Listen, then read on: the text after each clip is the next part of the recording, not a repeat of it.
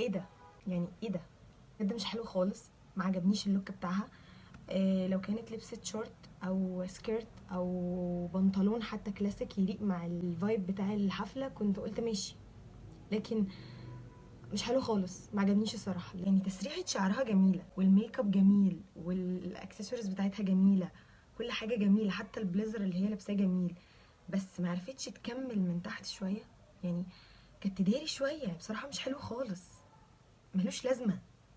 روزي الصراحة هو سيمبل قوي، يعني مفيش اي حاجة، مفيش اي ميزة خالص. هي النكلس يمكن اللي مدية باينة قوي وشايني، بس حرفيا اللوك عادي سيمبل، بس هي جميلة في كل الاحوال، هي تحفة.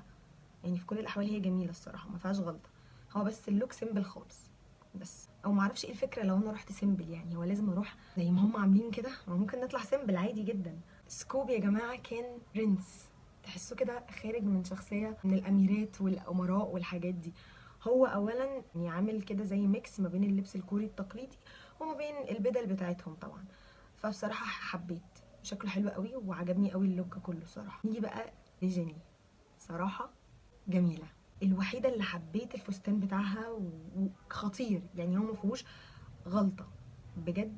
شابوا ليها قوي والاختيارها عجبني، وان هو في منه كده، يعني هو فستان بس ببنطلون، بجد تحفه قوي. قولوا لي انتوا رايكم ايه بقى؟